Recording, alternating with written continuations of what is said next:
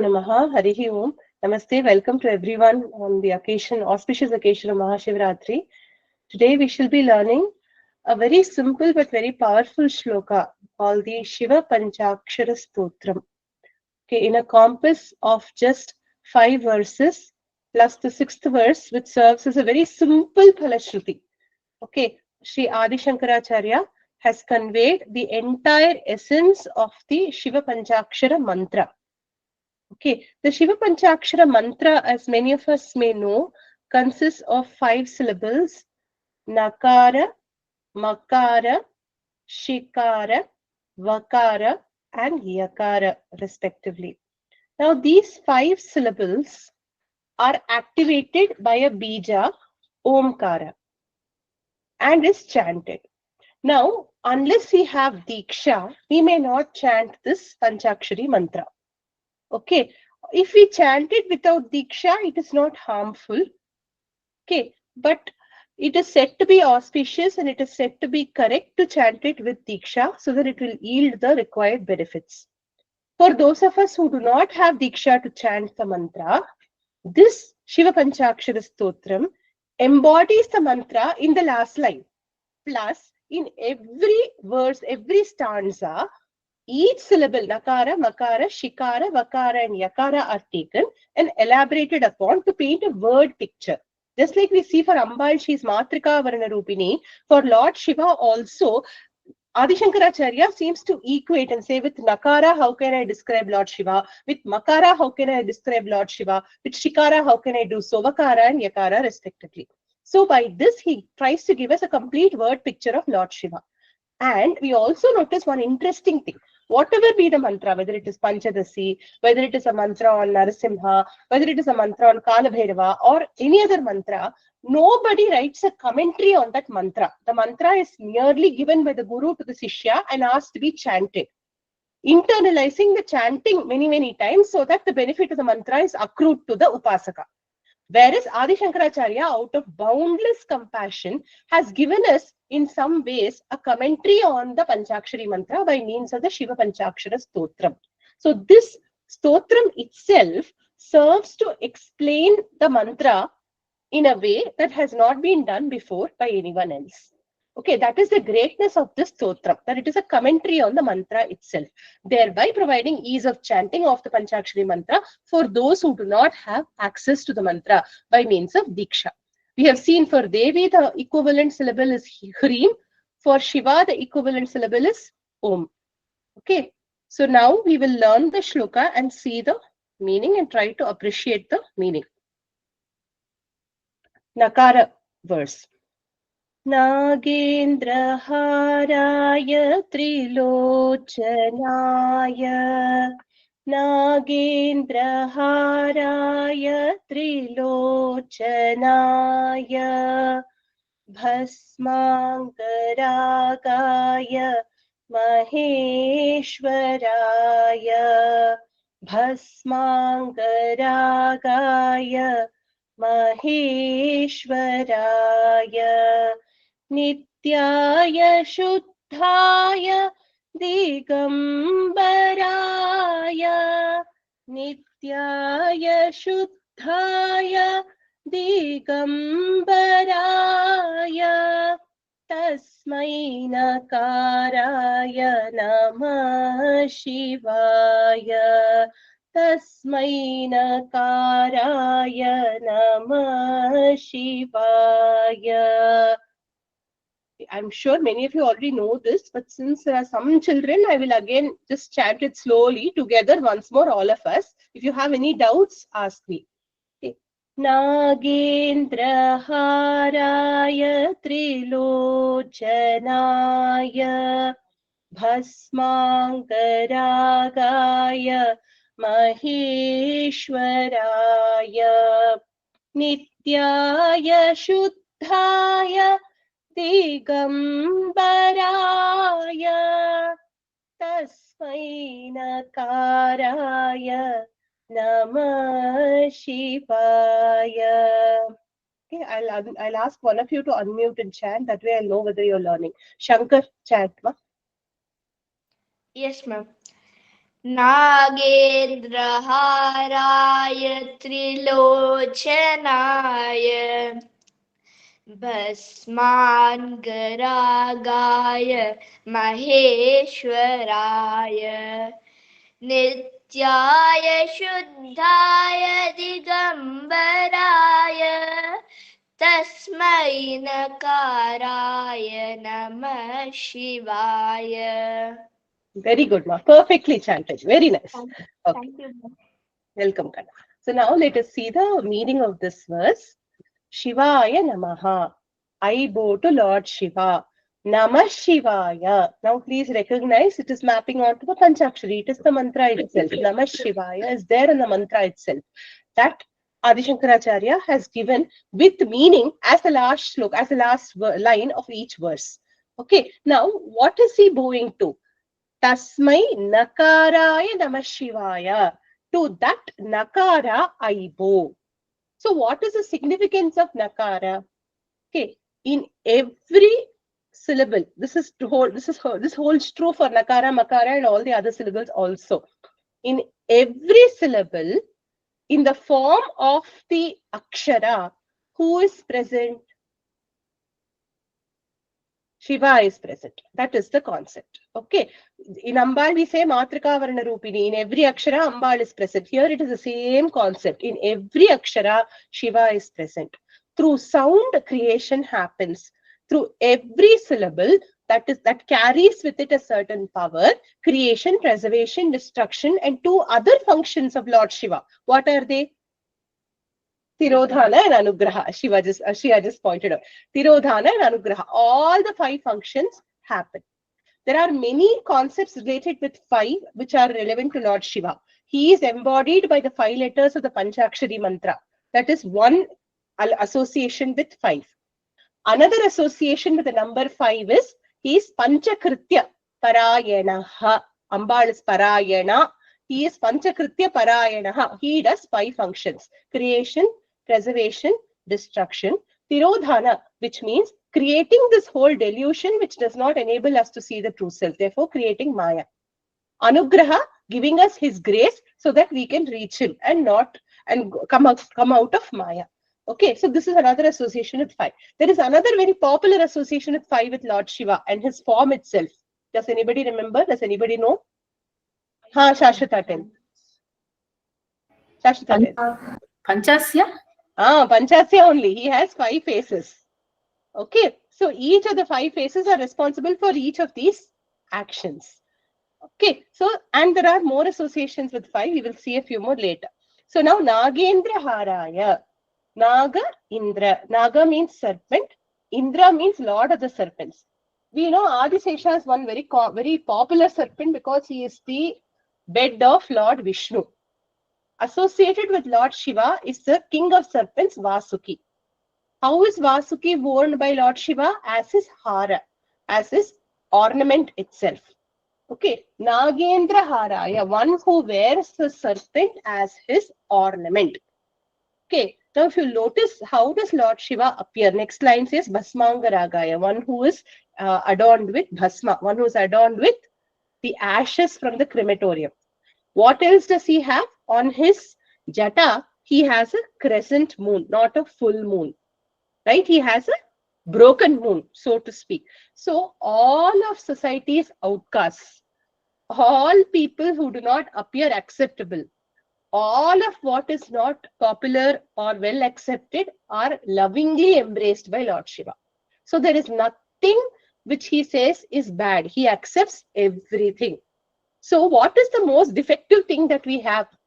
Ourselves, no? We are full of defects, no? So he will accept us also. That is what Nagendra Hara tells us. So Nagendra Haraya, we are all scared of serpents. But for Lord Shiva, he effortlessly takes the serpent and wears it around his neck like an ornament. So for him, there is nothing that causes fear or revulsion. He accepts everyone and everything, okay, wholeheartedly. Now, when I'm giving these meanings, I will also refer to Swami Chinmayananda's and Swami Omkaranandaji's. Both Pujya Sri Swami Chinmayananda and Swami Omkarananda have given talks on various namas of Lord Shiva and their significance. From that, I will be taking certain meanings and sharing. For Nagendra Hara, what Swami Chinmayananda says, the association of the snake with Lord Shiva. Okay, Swami Chinmayananda says that the snake symbolizes the ego. Okay, because ego comes with its own set of poisons. What are the poisons that the ego comes with? Who can tell me? What are the negativities that come with ego or ahambhava? Ha, Rashmi ji. Growth. Krodha, madam. Anger, ma'am. Anger, very good. What else? Others, just use the raise hand option. That way I don't miss your speaking. Ha, Shankar, tell me. Ma'am, greedy.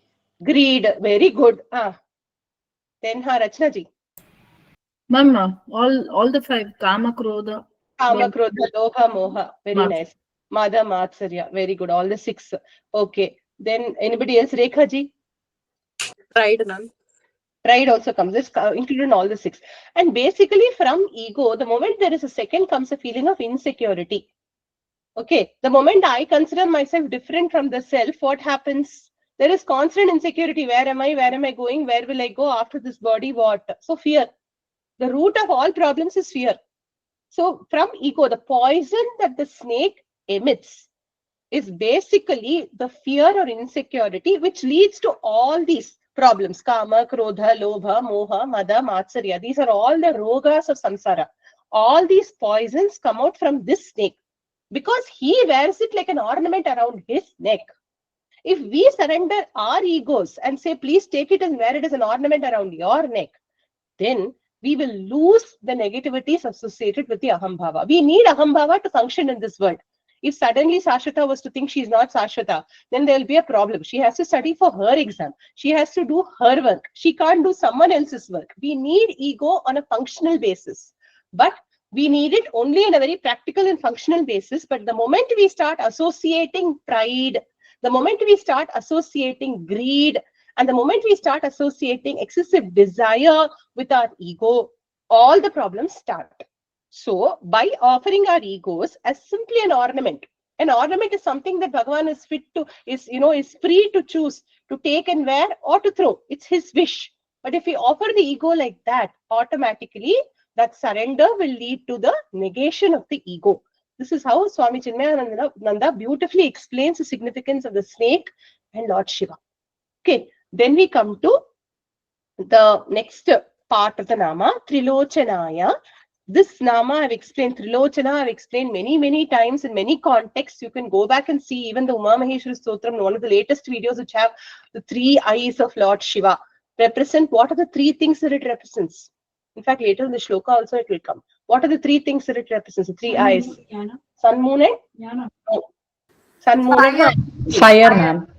Fire, sun, moon and fire. So there are 3 eyes, right? The sun and the moon are the eyes of the material world. They help you see the things around us. The 3rd eye, which these 2 eyes we all have. The eyes on our heads we all have. We all open our eyes and see the world around us, no? What are the 2 eyes? The sun and the moon. They illuminate the world. The sun illuminates the world in the morning, the moon in the daytime, the moon illuminates the world in the night time. So these illuminate and enable us to see the external world. The 3rd eye on the forehead, which all of us conveniently don't even know of its existence, is the eye of wisdom. Okay, that eye of wisdom, when that opens, automatically we will not see the outside world. Okay, we will only see within. That is the significance of Trilochana, one with 3 eyes. And we must all remember also, what did he do with the 3rd eye? The eye of Agni. Very good. He burnt Kamadeva. Correct. So what does it mean? The significance of burning of Kamadeva I have shared before also. With the eye of wisdom, desire is burnt.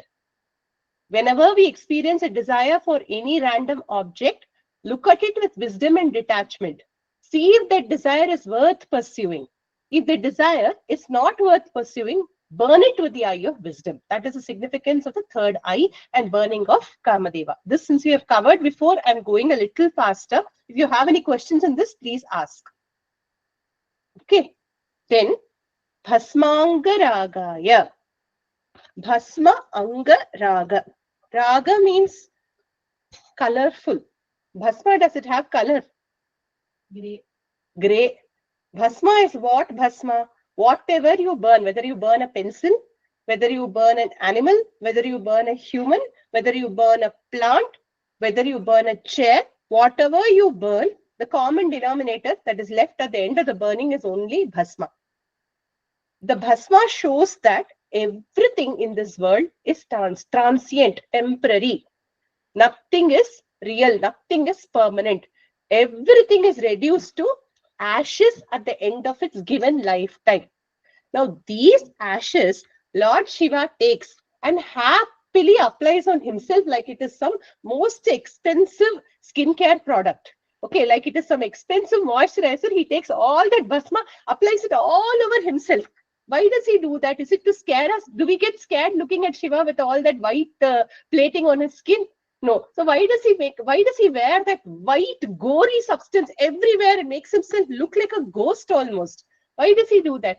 Does anyone know, especially children? Do you know why he does it?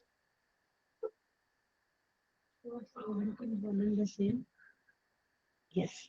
To show us that the substratum of everything is one and the same. Very good. Shia totally knocked it off, but anyone else wants to share? Ma'am, Tell me. ma'am, that the jiva goes back to the Paramatma in the end. Correct. Everything reduces to ashes. So whatever you look at as real and permanent, if it becomes ashes, whatever you are left with is only Bhagavan, is only me. So where are you? All the transient substance, the substratum of the transient substance is me, says Bhagavan. Okay, so the self is a substratum of the transient body, transient mind, transient world. Okay, transient means temporary for those of you who are not following. Okay, there is a beautiful shloka in the Devi Bhagavatam which explains the different names of Bhasma or Vibhuti. We all, when we go to the temple, what do? With great reverence, we take the Vibhuti and wear it, no? Right? What are the benefits of wearing the Vibhuti? You know why you should wear the Vibhuti? Does anyone know? I'll first explain the namas of Vibhuti. Then you will understand the benefit of wearing Vibhuti. Okay, the namas means the different names of Vibhuti. And the reason why it is called so, this is explained in Devi Bhagavatam. Bhasanat Bhasitam Proktam. One name for it is Bhasitaha. Bhasitaha means that which shines. Bhasanat Bhasitam Proktam. In that pure white, that whiteness contains in it effulgence, brightness. That white is bright, no? Not like black. How is Vibhuti? Bright. Because it is bright, it is called Bhasitaha. So if you wear Vibhuti, you will also be bright.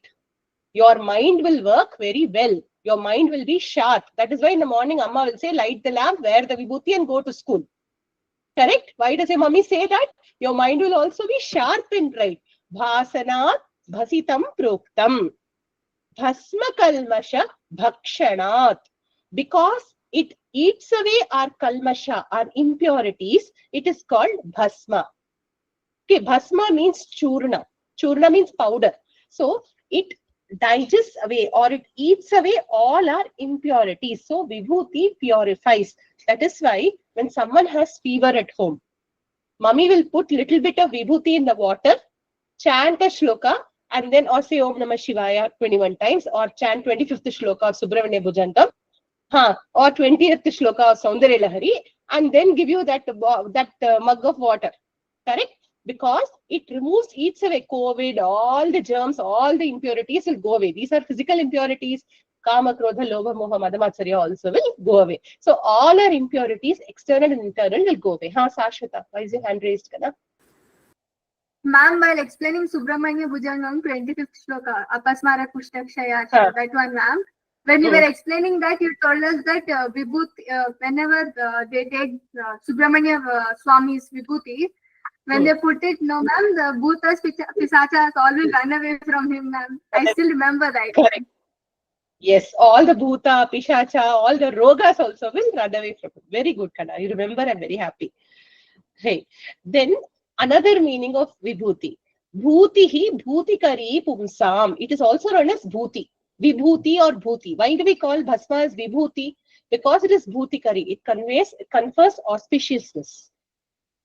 There is such a beauty in our Sanatana Dharma. Look at it. Something that is treated with revulsion, namely ashes of burnt substances, confers auspiciousness.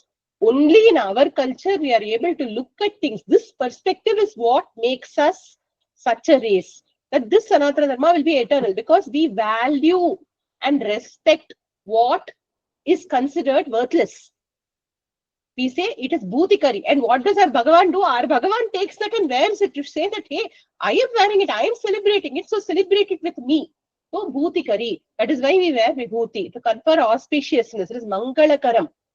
Okay. And then Sri Vidya Upasakas will wear kumkum and then wear vibhuti under it or over it, whatever. They wear a vibhuti patta and then one nice kumkum on it. So vibhuti is always a substratum. It is worn. Then bhutihi bhutikari pumsam. Pumsam is for human beings. Raksha rakshakari pura. It is said that it is called a raksha because it is rakshakari. It is protective. That is why your mummy tells you to wear vibhuti when you go out of the house in the morning, because if you wear that vibhuti, you will be protected. When you drive your cycle, nobody will come and hit your cycle. It is a protective thing. So wear vibhuti every morning. Don't my school say, if your school says something, wear it incongruously. Don't wear it bright and open. Wear it slightly, but wear it and go. Okay, or drink it and go. Okay, not a lot, just a pinch. Okay, so these are the benefits of vibhuti. Bhasmangaragaya, therefore one who wears this bhasma. There is another shloka in Devi Bhagavatam, it says, Bhajanat sarva papagnam smaranarcha shivankaram. Bhasma cheti samakyatam bhukti mukti pradayakam. What is the benefit? Bhajanat sarva papagnam. By worshipping that vibhuti, by worshipping Lord Shiva with the vibhuti, it will remove all your papas. Sarva papagnam. Smaranacha shivankaram. By even thinking of the vibhuti, it will give you all auspiciousness. It will give you all bhukti and mukti. So wear the vibhuti. Okay. So these are the benefits of wearing the vibhuti. Rachnaji, your hand is raised. Ma'am, bhasnat, bhasita, proktam, bhasma, kalmasha. What is the word? Bhakshanat. It is, I'll tell you the first one also again. Bhasanat proktam. Bhasma kalmasha bhakshanat. Bhutihi bhutikari pumsam. Raksha rakshakari pura. So these are the names for vibhuti. So we see the benefits of vibhuti. Bhasmangaragaya Maheshwaraya. Such a Lord is Maheshwara. He is the one who is the Lord of all the Ishwaras. Okay. So all these lords, all the devas led by Indra, Brahma, Vishnu, Rudra, all of them report to whom? Paramashiva. Report to the one who has created all these lords for the purpose of running this world. Okay. Then we have the words Nityaya, Shuddhaya, Digambaraya. We take all the three together. Nityaya means eternal. Shuddhaya means pure. Digambaraya means what? One who wears the directions. Here we will take the word, because Digambaraya will come twice in this shloka. Here we will take the word dik to mean directions. One who wears the directions as his ornament, which essentially means he is ornamental. Sorry. One who wears the directions as his garment, which essentially means he is garmentless. Okay. So one who is Nitya, eternal, one who is Shuddha, pure, one who wears the directions as his ornaments. How are the three linked? We'll just see. Eternal means what? He has no beginning, no end. Okay. Then, for example, today is Mahashivratri. Unlike for Rama, when we say it is Ramanavami and his birthday, for Krishna we say Krishna Jayanti and his birthday. For Mahashivratri, do we say it is Shiva's birthday? No, not at all. Okay, so there is a huge difference between, so for Shiva, okay, let me not get into other deities, but Nitya essentially means he does not have a birthday, nor does he have a death day. He is eternal. Shuddha, what does that mean? He is not tainted by the three gunas. He is not tainted by any object. Digambara, he is not constrained by space. So to understand the three things together, we have to understand that there is something called limitation. Okay. Limitation. What is limitation? That which limits, that which constrains is limitation. Correct? I'll give a small example. There is a large river. Okay, that river is huge. You take a small pot. You fill water in the small pot. Now, you lift the pot up. What is inside the pot? Water. What is inside the river? Water. Pot water same as river water? Yes. Same way we all are. Bhagavan, one being. We all are what beings? Asha being, Rajniji being, Rachnaji being, Shamlaji being, each one of us one being. Constrained by what? Our form and name and time and place. Correct? So these are what make us individuals. Okay? Because we are limited. Bhagavan is unlimited. We are limited by time, space, name, form. Okay? These factors. Now when you take the word Nitya, he is unlimited by time. You and I are limited by time. When you take the word Shuddha, he is unlimited by Vastu. Vastu I'll explain. Vastu is name and form. Then Digambara, he is unlimited by space. Bhagavan is found everywhere. There is no space where he is not. Whereas I can personally be present only in one place. I am here in Hyderabad right now talking to you. Am I there in the kitchen also? No. I am only here present at the room where I am taking the class. So I am constrained by space. Bhagavan, on the other hand, is all pervasive. He is in the kitchen. He is in the hall. He is in Abu Dhabi. He is there inside an camel. He is there inside an amoeba also. He is present everywhere. And he is present all the time. Even before I was born, he was present. After I am long dead, he will be present. There is no time when he will not be present. Right? The third one, Shuddha. Okay. To explain this, I will give an example. Take a beautiful white kurta that you buy. Okay. Say for Mahashivratri, you bought yourself a nice white kurta so you could stay up the whole night singing bhajans. Okay. So you bought this. I know many of you don't buy new clothes for Mahashivratri, but assuming you bought a dress, white dress for Mahashivratri. Okay. You go sit in that bhajan. One big banana falls onto your white dress. Now, what will be the state of your white kurta? You will say it is Ashuddha, no? It has been constrained by the banana that has fallen on it. Till now, the kurta was pristine, white, untouched by any object. But now, this kurta has become a dirty kurta because it has been associated with that banana prasadam which fell on it. So, but Bhagavan is taintless. He is pure. He is Shuddha. Why does he manage to be Shuddha when you and I are not Shuddha? Because he is beyond the three gunas. We are ruled by the three gunas. What are the three gunas? Just for quick revision, let me ask Anamika, remember? Sattva, Rajas, and Tamas. Very good. Sattva, Rajas, and Tamas guna. Tamo guna. These are three basic gunas, right? Sattva guna is a mode of goodness, which makes us do good things. Rajo guna is a mode of passion, which makes us act with anger, act with, sometimes with determination. Rajoguna in excess is bad, but Rajoguna is required for work. Tamoguna is a mode of ignorance, darkness, okay, where there is laziness, sloth, these kind of qualities. So he is outside of these three qualities. He is outside of these three gunas, and therefore he is Shuddha. So he is not limited by time, space, or vastu.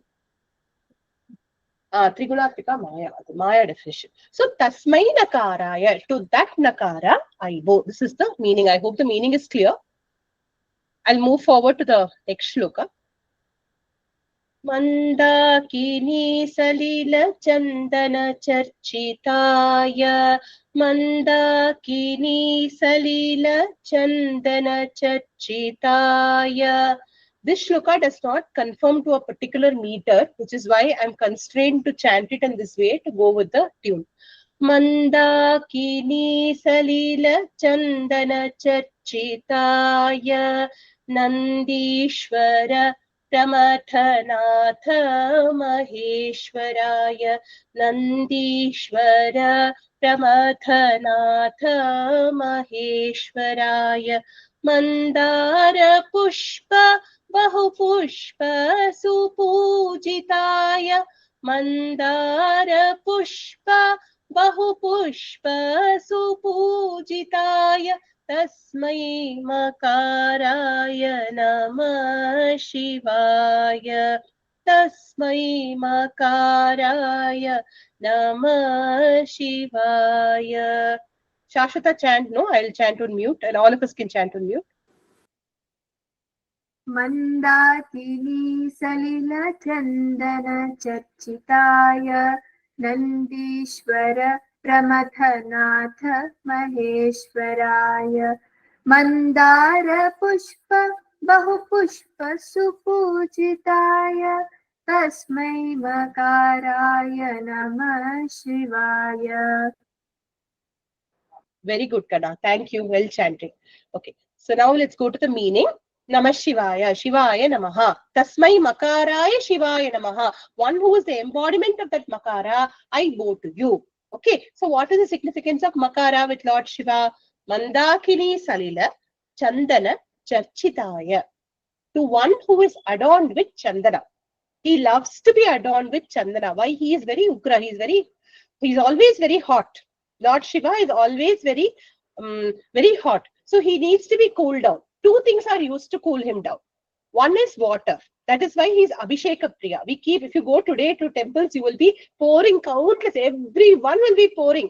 Okay, Lord, so much water you will be pouring on him, and you will continue pouring on him. He will be happy. Okay, so he loves to have water poured on him. He loves Abhisheka. And what else does he like? He likes Chandana. This Chandana, unlike Lord Vishnu likes to wear all Alankaram. When he wears Chandana, this Chandana will be for decoration purpose. For Lord Shiva, Chandana is for cooling purpose. So after wearing Chandana also, if you pour water on him, he won't mind at all. Okay, so what kind of Chandana does he like to be adorned with? Mandakini Salila. There is a river called Mandakini. This is there in Uttarakhand. Okay, so from the Alakananda it originates and it joins the Ganges. Now this river, water, is used and then the Chandana paste is made and smeared on him is one meaning, because this goes via Kedarnath. This Mandakini river goes via Kedarnath. So probably Adi Shankaracharya was visualizing the Kedarnath Shiva Lingam and then saying Mandakini Salila Chandana Charchitaya here. Another meaning could be Mandakini is the name of a Devaloka river. Which river does anyone remember? Very good, Shriya. Anyone else remembers? I'll give a clue. Mandakini Viyad Ganga Swarnadhi Suradirghika. I had told this at the time of Vaidyanath Ashtakam. Ganga in the heavens is called Mandakini. Okay, so that Devaloka Ganga is used to make the Chandana paste for Lord Shiva and is applied on him to cool him down. Okay, then Nandishwara Pramathanatha Maheshwaraya. By the way, there is Chinmayananda Swamiji's beautiful explanation of the meaning of Chandana and association with Lord Shiva. We must understand that before we move further. How is Chandana paste made? Rubbing hard. If you rub very hard, you will get little paste. And you keep rubbing and you will get little. But even the wood that cuts the Chandana, right, tree, even that smells of Chandana. This is what Shankaracharya says. Like that, the Bhakta should be. Two qualities of Chandana we must take. First quality is how the Chandana is created, how the sandal is created by rubbing constantly. Like that, our minds should be rubbed constantly on Shiva Smarana. If we keep doing that, fragrance will come from our minds also. Our minds which are impure also will yield the sandal paste of pure love when we meditate on Lord Shiva. Okay, so like that we must work on our minds. And then what is the water that we must wash it with? This Mandakini, this water is bhakti. With that bhakti, when you keep churning, can you keep scraping that Chandana wood, that is the mind, you will get something that is worth offering to Lord Shiva. What is worth offering to Lord Shiva? That fragrance. Because he is what Sugandhim Pushtivardhanam. We say no in Trayambakam Nijamahe Sugandhi. He is Sugandhi. He loves to have that fragrance. So that fragrance we should offer to him. What fragrance does he like? He likes the fragrance of the sort that makes even the wood axe that cuts it fragrant. Okay, so let me explain. What is the meaning of the fragrance that the devotee must cultivate? Those who know chapter 12 Bhagavad Gita, how many of you in this class know chapter 12? Only Shreyas, I think. Shankar, correct, you learned. Chapter 12 is Sulma. What are the qualities of a bhakta? Do you remember? Meaning Allah, how many of you will remember? I don't know. I'll give the shloka. Okay, surrender to Bhagavan. Okay, qualities of a bhakta, chapter 12. 13th and 14th shloka. I'll chant, okay? Start, you have to chant next Shreyas for me and one shloka Shankar. Okay, Shreyas start, Adveshta. Adveshta sarvabhutanam maitrah karuna eva cha nirmamo nirahankarah samadukha sukhakshami. Next shloka Shankar. Santushtam satatah yogi Santushta satatam yogi. Santushtam satatam yogi Santushtaha. Santushta satatam yogi Yatatma dhrida nishchayaha Mayyarpitamano buddhir Yomadbhakta same priyah. Very good. Okay, so at least you remember the shlokas. So what do they mean? Adveshta. You should not have hatred for anyone. Adveshta sarva bhutanam. Qualities of a good devotee. What is the fragrance that Lord Shiva is expecting from us? First is Adveshta. We must not have any hatred towards anybody. Maitraha. On the contrary, we must have friendship towards everyone. Karunaha. Compassion. Nirmamaha. You should not be selfish, thinking this is mine, this is mine. Nirahankaraha. Must be without ego. Samadukha sukha kshami. Should be equipoised between dukkha and sukha. Kshami should be forgiving. Santushtaha satatam. Always contented. He is such a yogi. Yatatma. One who strives to reach me. Dridha nishchayaha. One with focus. Mayyarpita manobuddhihi. One who has given his mind and buddhi to me. Such a person is dear to me, says Bhagavan in Bhagavad Gita. These are the qualities that Lord Shiva expects from us. When we have this kind of chandana that we offer to him, any chandana that we scrape and offer to him loses value. The chandana that we must offer is this. Okay, so this is told by Swami Chinmayananda in his explanation of chandana. Okay, then Nandishwara Pramathanatha Maheshwaraya. Nandi himself is a symbol of utmost focus, determination and commitment. A person who was about to lose his life at the age of 16, only through devotion to Lord Shiva, managed to see him. How many people have the advantage of Shiva Sakshatkaram? He achieved it through his tapasya. After seeing him, he was so bowled over by the beauty of Lord Shiva. So tears rolled from his eyes. And then he told, Lord Shiva, I don't want anything. I just want to be with you, looking at you always. I don't care whether I'm alive, whether I'm dead, whether I have a role to play in this world or not, whatever I do, I want to only see you. That's all he asked. This kind of focus is what we learn from Nandi. So when we say Nandishwara, we mean the Lord of Nandi. Okay, so the relationship between Nandi and the Lord is so close that Lord Shiva melted with Nandi's bhakti. He told him, don't worry, you will be there. Nandi plays 3 roles. One is he is gatekeeper to Kailasha. Anybody who enters only with Nandi's permission, you can enter. Not only is he gatekeeper, he is also message carrier. You are not able to see Lord Shiva directly, you can nicely whisper messages in the ear of Nandi. According to Saura Purana, Nandi himself looks like Lord Shiva. So anybody who is desirous of talking to Lord Shiva can talk to Lord Nandi. And whatever they say will go to Lord Shiva. And whatever, if he nods his head, it is equal to Shiva granting all our wishes. Okay, so Nandi is that close to Lord Shiva. He carries all messages to Lord Shiva. Second, Nandi's role is, he is Lord Shiva's Vahana. Okay, substratum of the one who is substratum of the whole world. What more can you ask for? Lord Shiva carries the whole world. Who carries Lord Shiva? Nandi carries Lord Shiva. So that is the intimate relationship between Lord Shiva and Nandi.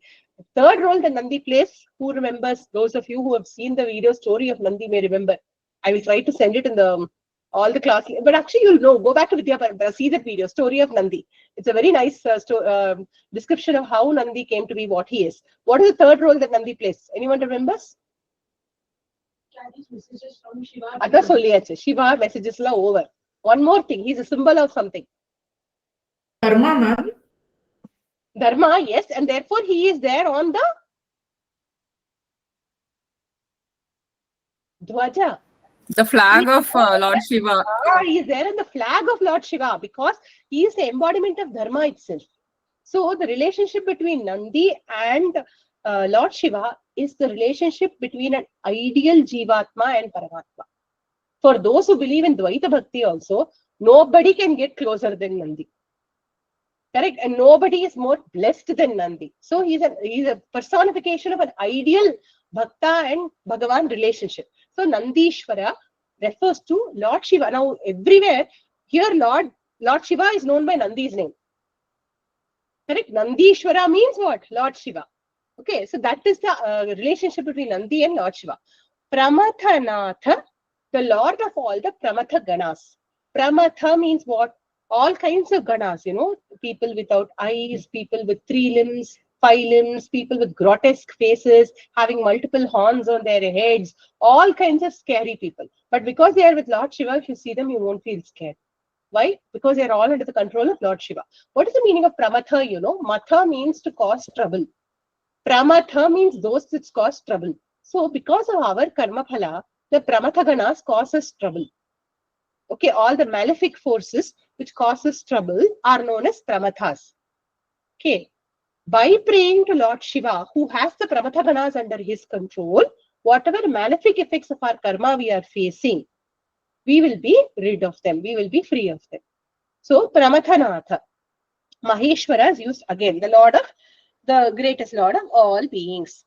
Mandara Pushpa, Supushpa, Bahupujitaya. One who is worshipped with Mandara Pushpa. Mandara refers to which flower do you know? Hibiscus. Okay, so hibiscus carries a lot of symbolism. Now, Bahu Pushpa, he's also worshipped with other Pushpas. Does anyone remember what is used for worship of Lord Shiva? What all is used apart from Mandara Pushpa? Ma'am, Bilva leaf. Very good. Bilva leaf and Bilva fruit is offered. Anything else which is offered? Some other flower too? Datura, ma'am. Datura is used. Very good.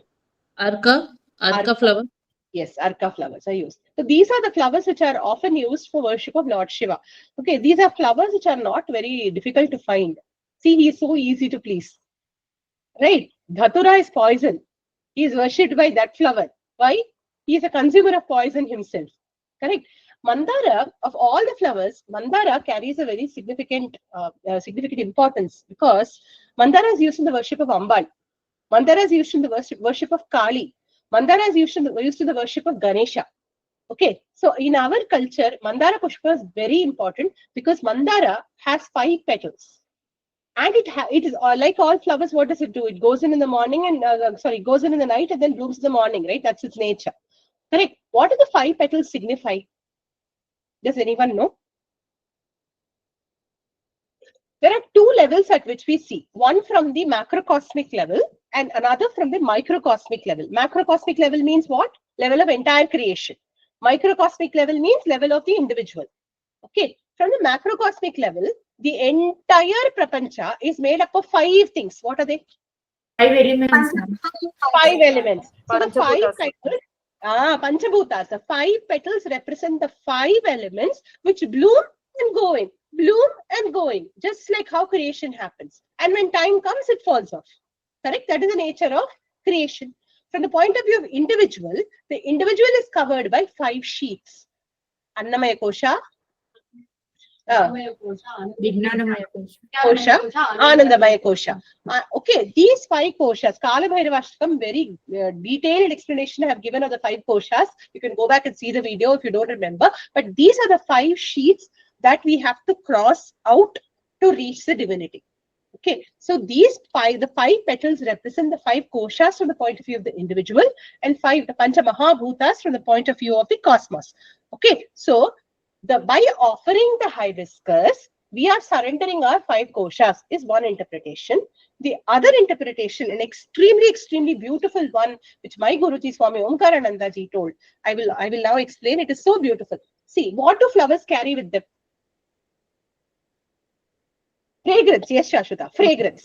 So, what is another word for fragrance in Sanskrit that is related to our mental impressions? Gandha? No.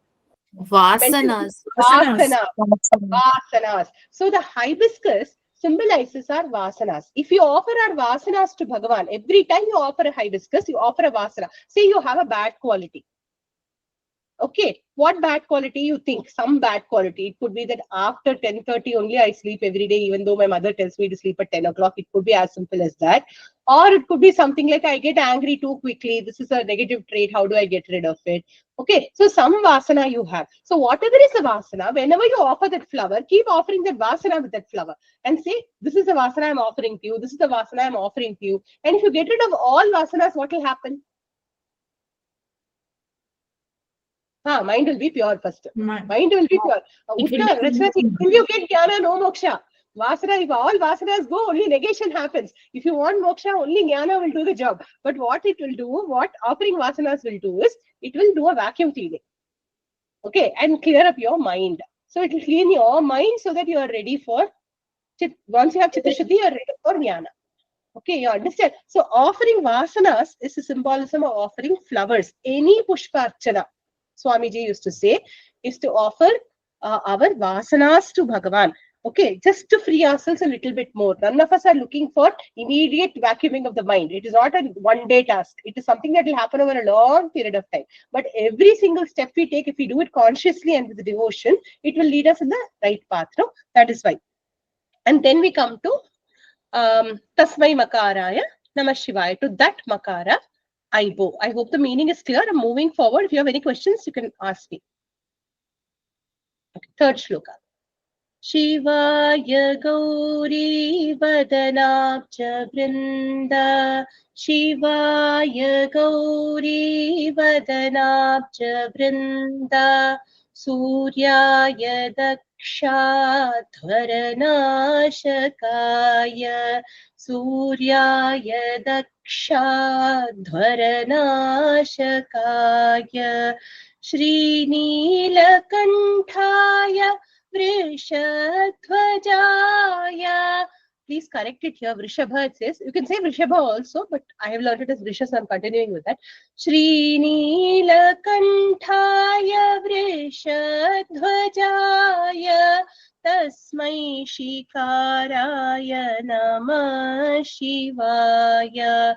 Tasmai Shikaraya Namah Shivaya. Rushita, would you like to chat? Yes, ma'am.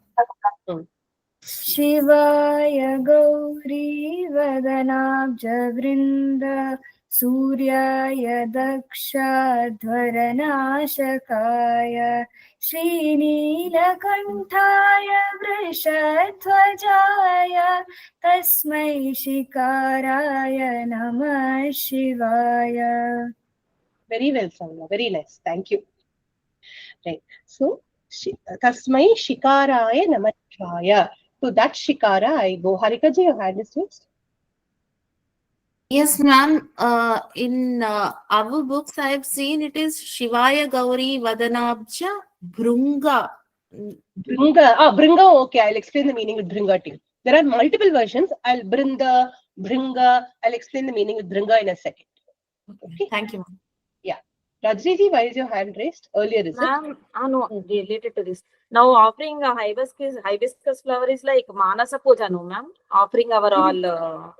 Yes, yes, yes. Externally, we offer Pushpa, and inner, it is offering our Vasanas. Yes, even Chandana is like that. We are melting our mind. We are literally scraping our mind and then trying to get the essence of it and giving the best fragrance. What is that fragrance? Adveshta, Sarvabhutana, Maitraha, Karunaha Evacha, Nirmamaha, Nirahankaraha, Samadukka, Sukhakshami. These are the qualities that we are trying to cultivate for him. Okay, so that way. Yes. Right. Okay. So that is to tell that large elaborate pujas is not what will appeal to Lord Shiva. What will appeal to Lord Shiva? Shiva Manasa Puja, as a shloka itself says, no. Manasa Puja appeals to him most. Even if you don't go to a temple today, if you can manage to fix your mind on the Shiva Panchakshara Stotram for even a muhurta. Okay, this yesterday somebody very interesting was telling me, even for a quarter of a muhurta is around 25 or 29 seconds, 29 minutes or something, no? So if you manage to even fix your mind for 5 minutes on Shiva Panchakshara Stotram, the benefit of going to temple, doing puja, everything accrues to us. Okay, so Shivaya Gauri Vadanabja Vrinda. So the Shi syllable begins with the word Shiva only. Okay, nothing more appropriate than Shiva to start Shi. What does Shiva mean? Shiva itself means auspiciousness. So pure auspiciousness. bestower of auspiciousness, giver of auspiciousness. So what is the meaning? Shivaya Gauri Vadanabja Vrinda Surya. Yeah, this is the whole phrase, still Surya. He is the Surya, the sun, which causes Gauri Vadana Abja Vrinda or Vrinda. Gauri is goddess Parvati. Vadana, face. Abja, lotus. Vrinda, rows of lotuses or a line of lotuses. He is the sun that causes Gauri's face to bloom like a line of lotuses, is the meaning of that phrase. Okay, the moment we hear that, we know first we should imagine the scene between Lord Shiva and Goddess Parvati. The moment they look at each other, they will focus only on each other and they will be happily smiling at each other only. Correct? To the exclusion of everything else. Goddess Parvati will be absorbed in Lord Shiva. The absorption of Lord Shiva in Lord Shiva causes her to bloom. So what is Lord Shiva compared to here? Surya. Okay, Surya is a symbol for Jnana.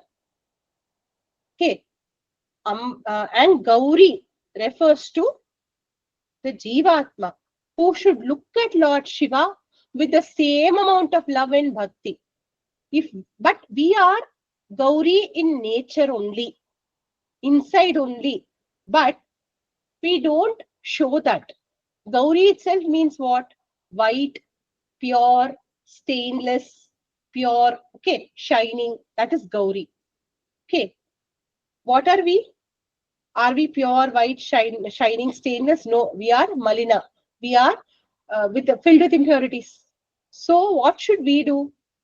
We must become like Gauri. We must remove our impurities and then look at Lord Shiva. And what will happen? Like how the lotus blooms in the presence of the sun, Lord Shiva will bestow jnana on us. That is one symbolism. Here the word Vrinda is used. What does the word Vrinda mean? Vrinda means line. Gauri is only one, no. So why Vrinda? Okay, the second symbolism is related to that. Why a line of lotuses? Gauri's face is one lotus. So why line of lotuses? Okay, to explain that, here Vrinda refers to multiple lotuses because there are multiple elements in creation. Okay, to start with the Sankhya philosophy, Lord Shiva is Purusha. Okay, who is therefore Gauri? Prakriti. Very good, Shriya. Prakriti. And in the presence, benign presence of Purusha, Purusha does not act. Purusha merely sees. Doesn't even see, is there. Okay, because the Purusha is there, the Prakriti unfolds. And what emerges from that Prakriti? Mahat, Chitta, Hankara, the five Mahabhutas, Tanmatras, all the Tattvas come out, entire creation happens. Whole creation happens, and how many units are there in creation? Multiple, no? So each one of those elements of creation are signified with the word Vrinda. Is it clear? Meaning, is it clear? Okay, so that is why to signify the multiplicity of creation, Vrinda is used. So the main meaning here is he is a bestower of jnana who gives us jnana if we are free from impurities like Gauri. Okay, then Dakshadhvara, Nashanaya, one who destroys the Adhvara, the Yajna of Daksha. You all know the story of Sati, correct? And how Daksha had organized the Yajna without inviting Lord Shiva, how Shakti immolated herself in her own yogic Agni and said that I will not remain as the daughter of a person who did not respect Lord Shiva. I do not want this name and form given by him. I do not want the name Dakshayani attached to me anymore. So I'm giving up this form. Instead, if at all I get a next Janma, may I be born worthy of being married to Lord Shiva. This is how she prayed. And she was born again as Parvati. So Dakshadhvara, at that time, Lord Shiva, to uphold Dharma, went to the site of the sacrifice, destroyed the sacrifice. Okay, usually sacrifices are not destroyed because sacrifices are based in Dharma. This was an adharmic sacrifice and therefore it was destroyed. Then we have Neelakanthaya. The Nama Neelakantha we have seen in great detail in with Vaidrathashtakam. Neelakantha means one who has a blue throat. Why? At the time of the Samudra Manthana, poison was generated. Okay, Lord Shiva, there were countless other people there. The only person who chose to take that poison and drink it because only he knew he was capable of doing it. He had a very clear, realistic understanding of his own capabilities. Others, even if they were very full of bravado, if they had taken the poison and drunk it, would have died. But Lord Shiva knew what he was capable of. And second, he had the compassion to do it for the sake of others. Both the things it signifies, a realistic estimate of one's own capability, and second, extreme compassion for others to even take poison. Okay, with that, the compassion and wisdom that he showed, he took the poison, and then it was stopped at the throat by Ambal, who could just simply not bear Lord Shiva ingesting poison. Okay, I mean, what is the difference between throat and stomach? The poison that kills in the stomach will kill in the throat also. But from Ambal's point of view, no, this is all. I will not allow my husband to do more than this. So she held it there. So Neelakantha, he became forever. And that Neelakantha became an ornament for him, shining bright and blue, so beautiful that he shines because of the Neelakantha. So that Neelakantha. So the moment we call him as Neelakantha, we are calling on his compassionate nature and saying, oh, you compassionate one who drank that poison, look at me compassionately. Okay, then Vrishabhadhvajaya, one who holds the Nandi in his Dhwaja. This is Nandi is a symbol of Dharma here. So when he holds it in his Dhwaja, the meaning is he's the upholder of Dharma. Okay, there is a very important saying, Vedo Khila Dharma Moolam. At the root of Dharma is the Vedas. So when you say he holds Nandi, he is also the sustainer of the Vedas. Okay, only if the Vedas are there, civilization will exist. Okay, so he is therefore the upholder of Dharma. So that's Shikara, the embodiment of Shikara, Aibo. Okay, then I'm going to take 15 minutes more because we have only one more. Okay, we have two more stanzas. I'll try to do it a little faster. Vasishtha Kumbhodhava Gautamarya Vasishtha Kumbhodhava Gautamarya Munindra Devachita Shekharaya Munindra Devachita Shekharaya Chandrarka Vaishva Naralocanaya Chandrarka Vaishva Naralocanaya Tasmai Vakaraya Namah Shivaya Tasmai Vakaraya Namah Shivaya. Sahasra Chant. Vashishta Kumbhodhava Gautamarya Munindra Devarchita Shekharaya Chandrarka Vaishvanara Lochanaya Tasmai Vakaraya Namah Shivaya. Very good, thank you. So, one to that Vakara, embodiment of Vakara, to that Shiva, Aibo. So, Vasishta, what Vakara? Vasishta Kumbhodhava Gautamarya Munindra Devarchita Shekharaya. Entire thing is one phrase. Shekhara means what? Shekhara means one who is at the Shikara, the head of. He is at the head of whom? Munindra and Deva. Okay, Munindra refers to the greatest of rishis and Devaha refers to all the devas. By them, he is Archita. By them, he is worshipped. What kind of munis? Vasishta, Kumbhodhava, and Gautama. Arya refers to the respectable or the noble. So who are they? Vasishta, we all know, Kulaguru of Lord Rama. In fact, it was said, Vasishta, Atri, Marichi, these were all the 7 Saptarishis, right? They were born of the mind of Lord Brahma. At the time of creation, Lord Brahma had to create some supreme beings, all powerful superheroes he had to create. Okay, 7 of them he created. Okay, Marichira, Angira, Atrihi, Paulastya, Pulaha, Kratuhu, Vasishtansteti, Saptaite. Okay, Saptarishya. These are the 7 rishis. Marichihi, Angiras, Atri, Paulastya, Pulaha, Kratuhu, and Vasishta. These are the 7 Saptarishis. Now they were born in the mind of Lord Brahma. Rishi Vasishta could have been there anywhere that he wanted. He could have done anything that he wanted to do. But he gave himself one role. He said, Lord Vishnu is going to take avatar as Lord Rama. In whose dynasty? Ikshvaku dynasty. So I will become the family priest of the Ikshvaku Kula. So he nicely came, gave himself a good job description, positioned himself in a secure job. He stayed there till Rama was born. He was there only.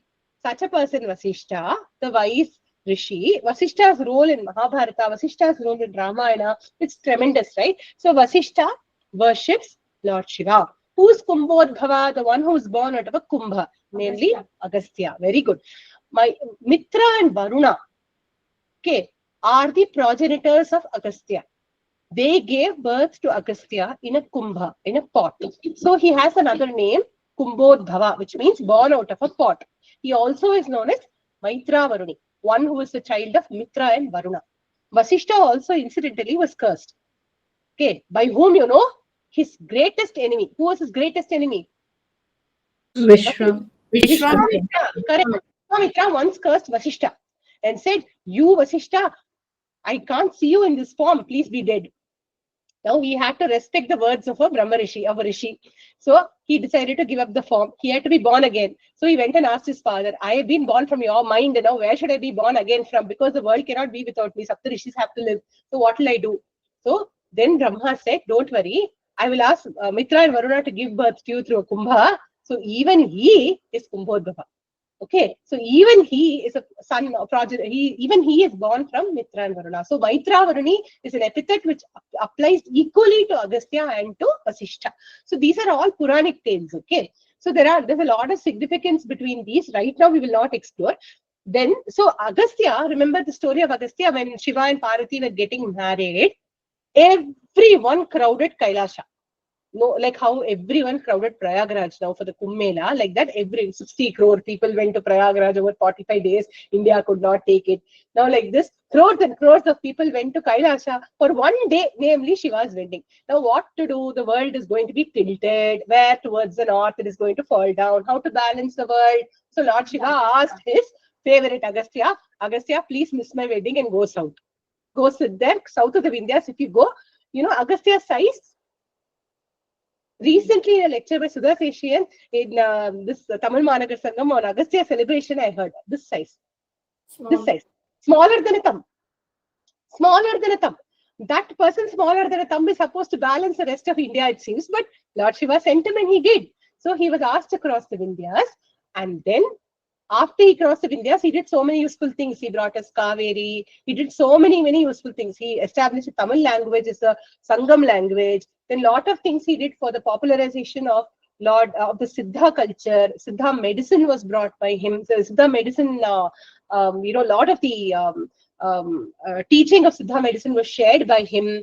Then Muruga worship was instituted by him. Lot of things Sage Agastya did after going to the south of the Vindhyas. So Agastya is he's always known as Shiva's devotee. Then Gautama is a sage who brought Godavari to the world during a time of intense famine. Okay, Gautama was doing tapasya along with his wife and he managed to get the river Godavari down to earth. So by these great Munis and Devas, one who was at the Shikhara of these Munis and Devas, namely Lord Shiva, to that who is worshipped by them, to that Shiva I worship. Okay, then Chandrarka Vaishwanara Lochanaya, the one who has the three eyes of Chandra, Moon, Arka, Sun, Vaishwanara, Agni. Okay, to that person. Now there are three eyes that we all need. The eye of wisdom that tells us the eye of difference between right and wrong, what should be done and what should not be done. The second eye is eye of compassion. More than wisdom, I would say eye of intellect. This is more of reasoning, eye of reasoning. Eye of reasoning, eye of compassion. These two eyes we all need to transact in the material world. Okay, to transact in day-to-day world, we need two eyes. What are the two eyes? Eye of intellect, which will tell us what is right and what is wrong. Eye of compassion, which will tell us, even though something may be wrong, if it is good for somebody, try to do it for them. Okay, that is compassion. Then third one is the eye of wisdom, which is the eye that will take us to the realm, beyond the realm of the material world. So these three eyes signify these three things. So to that embodiment of Vakara, I worship. Now we go to the last stanza. Yajna, Yaksha. Oh, okay. This one had asked me, Harikaji had asked me, Bringa, Surya, Bringa, na? Bringa refers to honeybee. So the Bringa refers to the honeybee. So in the presence of the sun, the honeybee blooms. Okay. with the lotus blooms with the honeybees. So that is the meaning. That's all. There, honeybee refers to Ambal being Guru, us being the bee that is fixing the mind on her, and thereby she leading us to Shiva. Okay, this Bringa concept is very nicely explained in Subramanya Bhujangam. Manashat Padome Bhava Klesha Taptaha in that particular shloka.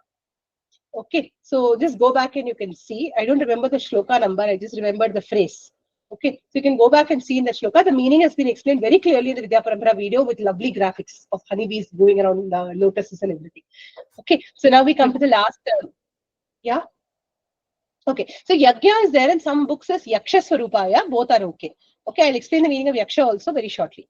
Yajna Swarupaya Jatadharaya, Yajna Swarupaya Jatadharaya, Pinakahastaya Sanatanaya, Pinakahastaya Sanatanaya, दिव्याय देवाय दिगंबराय, दिव्याय देवाय दिगंबराय, तस्मै यकाराय नमः शिवाय, तस्मै यकाराय नमः शिवाय. Shreyas, can you sing, ma? Yes, ma'am. यज्ञस्वरूपाय जटाधराय, पिनाकहस्ताय सनातनाय, दिव्याय देवाय दिगंबराय, तस्मै यकाराय नमः शिवाय. Excellent.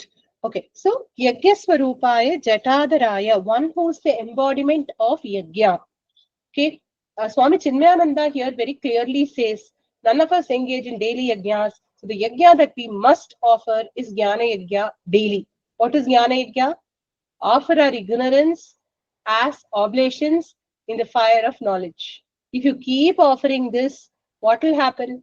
Our ignorance will burn away. And who will bestow Jnana? It is his job to bestow Jnana. So keep offering. And what must we do? We must be focused. The whole purpose of yajna means yajna is renunciation, giving up something. When you do yajna, when somebody does a yajna, whether it is a Vajpayee yajna, Agnishtoma yajna, big yajnas, okay, small yajnas, whatever it is, a lot of dravya, a lot of materials are offered into the fire. Everything costs a lot of money, right? So what does a person have to do? He has to gather everything, give up things, offer into fire. Does it mean you're setting fire to our possessions? No. Out of Shraddha and Bhakti, we are offering it. We are also doing a lot of dana. Yajna also comes along with it, a lot of charity. Okay, along with yajna comes dana. And yajna means offering to the fire. So we do offer ghee to the fire. Okay, so we do offer possessions to the fire. Okay, these are one thing. You can say rich people can do yajna. But look at Lord Shiva. What did he do? He did the most greatest yajna. He took poison and he drank it. Without any, he knew that he is capable of drinking it, but what a risky thing he did. It is without any self-thought or any selfishness, not motivated by any selfishness. When you act, it is called yajna. So Yajna Swarupaya, he is the embodiment of selfless action. That is what we must learn from him, to be selfless. Even if we are a little selfless, if we help others a little bit, if we try to put others in front of us a little bit, then we have thought of Lord Shiva. Okay, so Yajna Swarupaya Jatadharaya. Again, Jata means all that matted hair. Why does he have matted hair? Because he doesn't care about appearances. He doesn't have time or the inclination to go to a barber and say, trim my hair. What does he do instead? Lets his hair grow as long as it likes. And then what does he do with all that long hair? He just wears it in a long, messy bun on the top of his head. But that becomes a style statement. It looks so good, so attractive, and so shiny, glossy, and nice that we'll say Jatadhara. He's so handsome, even with that Jata. That is called effortlessly being handsome. Okay, so he's Jatadhara, one who wears the Jata. Then Pinaka Hasta. Do you see him often with a Pinaka in his hand? I had to create this image out of AI, by the way. I couldn't get this image directly. I had to sit and say, Lord Shiva, or I could get Tripura Samhara, that one incident. I didn't want that. Okay. But without the Tripura Samhara incident, if you want to see him with a pinaka in your hand, you won't find any images. You won't even find this one of him. Others, if you carry, if all of us have a weapon. To a soldier, the weapon is a question of pride. The soldier will polish his weapon and keep it nicely. To a rich person, his wealth is a matter of pride. Correct? To a scholar, what is a matter of pride? Knowledge. For Shiva, the weapons that he has doesn't matter at all. Just like his hair doesn't matter, same way Pinaka also doesn't matter. Okay, but he is Pinaka Hasta, one who carries the Pinaka. Okay, for him who is the embodiment of concentration, why should he hold a bow that symbolizes concentration? Correct? No. So he doesn't hold the bow in his hand, but he does own the bow. You know that Pinaka and Sharanga are two brother bows that were created by Vishwakarma. Okay, from the bones of Dadichi. One was given to Vishnu, one was given to Shiva. So Pinaka Hasta, one who holds the Pinaka. He is Sanatana, he is the eternal one. He is Divya, ever radiant, ever effulgent. He is therefore a Deva. Okay, there's one who is ever bright. Digambara, the word Digambara is again used here, clothed in the sky, clothed with the sky as his garment. Okay, now for this requires a little bit, 1 minute of explanation. I will explain, try to pay attention, understand. If you don't understand, ask me. There are 5 Mahabhutas. What are they? Prithvi, Apa, Teja, Vayu, Akasha. Prithvi is the most gross and concrete element, right? Moving towards Apa, Tejaha, Vayu and Akasha. What is there for Akasha? The subtlest element. Okay. Can you touch Akasha? No. Can you taste it? No. Can you feel it? No. You simply know of its existence because without Akasha, we would all collapse. Because Akasha is simply space. Akasha is not sky. Akasha is space. So here when you take it as Akasha is his Ambara, okay, that means Akasha is the higher level, is the outer level. What is the inner level? What is the lower level? What is the substratum? Shiva. Shiva is a substratum for the most subtle things also. He is a substratum for the gross. He is a substratum for the subtle. Is it clear? How is he the substratum? Because he is the consciousness that causes everything to be superimposed on him, including the subtlest Akasha. Just like you can't, Yatha Akasha Sthito Nityam Vayu Sarvatra. Okay, let me not go into the Bhagavad Gita shloka again because of time. Like how the Vayu and the Akasha are subtle and cannot be understood, Parabrahman cannot be understood because he is subtler than the subtlest. Okay, that is the meaning we will take from this. And therefore, Tasmai Yakaraya Namah Shivaya. To that embodiment of Yakara, I vow. Now we come to the last, the Phalashruti. Phalashruti does not say Jnanam, Vidya, nothing. Simple, straightforward, one Phalashruti only. Panchaksharamidam punyam yah pathet Shiva sannidhau. Panchaksharamidam punyam yah pathet Shiva sannidhau. Shivalokam Shivalokam-avapnoti, Shivena sahamodate, Shivena sahamodate. Panchaksharamidam punyam yah pathet Shiva sannidhau, Shivalokam-avapnoti, Shivena sahamodate. Anushtuti. Panchaksharamidam punyam yah patet Shiva sannidhau. One who chants this Panchakshara, which is given the adjective punya, which is the auspicious one. One who chants this in front of Lord Shiva. Shiva sannidhau yah patet. One who chants in front of Lord Shiva, this auspicious Panchakshara, Shivalokam avapnoti, attains Shivaloka. Shivena saha, with Shiva. Modate, rejoices. So one rejoices with Shiva. Essentially, there are different levels of mukti. Salokya, Sarupya, Sayujya, like that we say, no? So this is Salokya. One, he will reach Shivaloka and enjoy with Lord Shiva. Okay, that is what the shloka says. Shivena saha modate. You will attain the same loka. You will attain Shiva Loka Prapti, which is the ardent desire of every Shiva Bhakta to attain Shiva Loka. Okay, so with that we complete this particular shloka. If there are any questions, please ask. Otherwise, we will close. Do you want to chant the whole shloka once? Okay, we'll just quickly chant it then.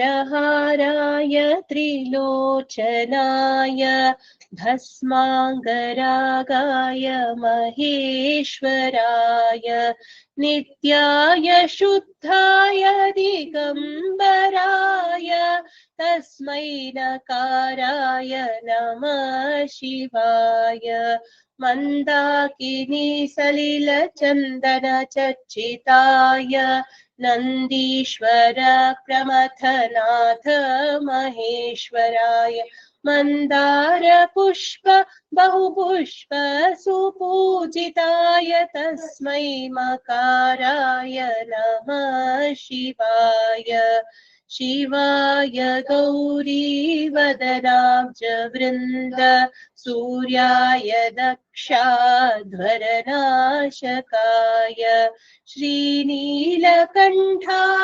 वृषध्वजाय तस्मै शिकाराय नमः शिवाय वसिष्ठकुम्भोद्भव गौतमार्य मुनीन्द्रदेवार्चितशेखराय चन्द्रार्कवैश्वानरलोचनाय तस्मै वकाराय नमः शिवाय यज्ञस्वरूपाय जटाधराय पिनाकहस्ताय सनातनाय दिव्याय देवाय दिगम्बराय तस्मै यकाराय नमः शिवाय पञ्चाक्षरमिदं पुण्यं यः पठेत् शिवसन्निधौ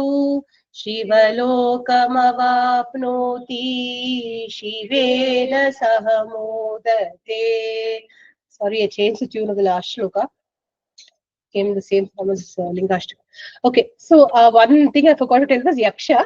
Yaksha Swarupaya, the Kena Upanishad story reference, Devas had won over the Asuras. They were very proud of their victory. Okay, Lord Shiva wanted to teach them a lesson. So he appeared in front of them like a column of fire. Okay, then seeing that column of fire, first Agni was sent. Agni asked him, what are you? Just a column of fire. I'm Agni Deva himself. So what are you doing? So the column of fire took the form of a Yaksha. The Yaksha threw a darbha grass on the ground and said, burn the grass. Agni was not capable of burning the grass. Then he accepted defeat and went off. Vayu Bhagavan came. Vayu Bhagavan was asked to blow away the bit of grass. He could not do it. He was very upset. He went back. Indra came. Indra realized this Yaksha is no ordinary person. So he prayed to Lord Shiva and then went in front of him, prayed to the Yaksha and said, you must be the Shiva Swarupa yourself. Therefore, Yaksha Swarupa. And then the Yaksha took the form of Uma Haimavati, Devi. Uma is why she is known, she has the name Uma, right? She took the form of Uma Haimavati. And then she gave Brahma Jnana to Indra, goes the story.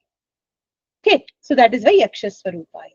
So now if there are no further questions, we will close the class with Om 3 times. On the video.